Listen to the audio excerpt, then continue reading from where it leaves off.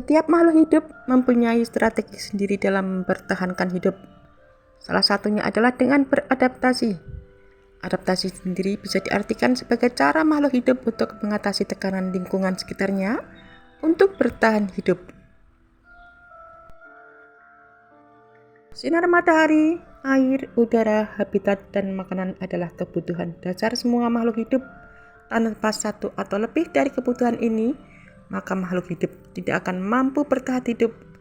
Kebutuhan ini juga berlaku bagi manusia maupun hewan, karena tanpa kelima sumber daya esensial ini, semuanya akan punah.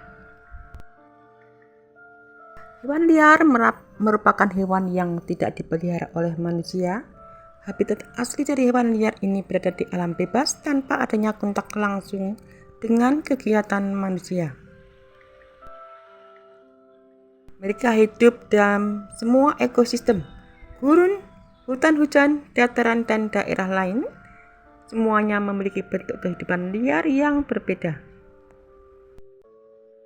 Semua binatang yang hidup di darat, daun, air, ataupun di udara yang masih mempunyai sifat-sifat liar, baik yang hidup bebas maupun yang dipelihara oleh manusia.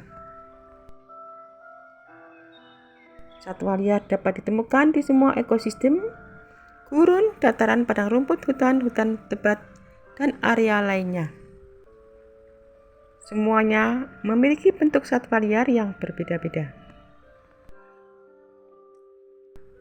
Dalam studi ekologi, habitat atau tempat hidup adalah suatu tempat alami yang memiliki faktor abiotik maupun biotik untuk mendukung makhluk hidup untuk bertahan hidup dan berkembang biak. Faktor abiotik dapat berupa tanah, kelembapan, rentang suhu, dan intensitas cahaya. Sementara itu, faktor biotik dapat berupa keberadaan makanan dan ada tidaknya pemangsa. Pada dasarnya, habitat adalah lingkungan fisik di sekeliling populasi suatu spesies yang mempengaruhi dan dapat dimanfaatkan oleh spesies tersebut. Habitat dapat dipandang sebagai ejaan fisik untuk relung ekologis bagi suatu spesies. Maka dari itu istilah habitat adalah istilah yang khusus bagi suatu spesies sehingga memiliki habitat yang berbeda dengan spesies lainnya. Hal ini membedakan istilah habitat dari konsep ekologis lain seperti lingkungan atau vegetasi. Habitat spesies tidak hanya terbatas pada lingkungan geografis, tetapi juga dapat berupa lingkungan di dalam makhluk hidup tak lain, baik yang hidup maupun yang sudah mati. Selain terkenal dengan keberadaan Gunung Sahara, Afrika juga identik dengan padang savananya yang menakjubkan.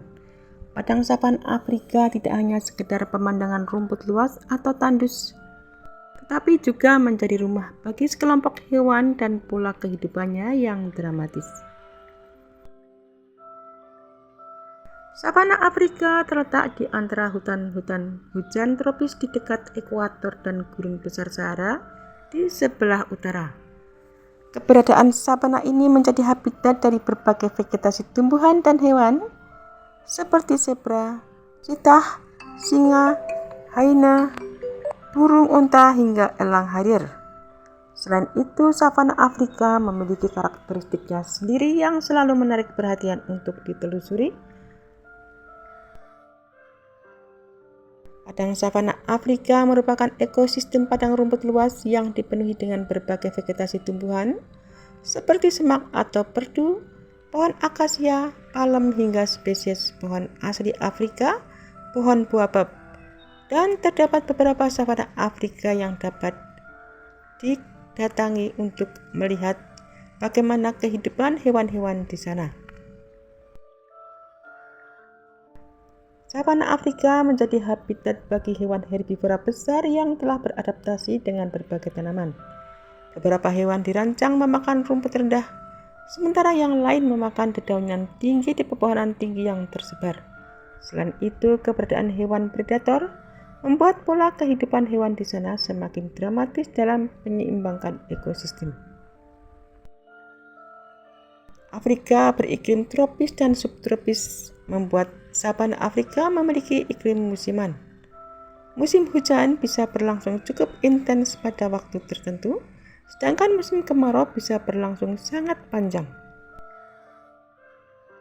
Selain itu, pola cuaca musiman ini terjadi lantaran savana Afrika terletak di zona peralihan antara hutan hujan tropis yang lembab dan gurun yang kering.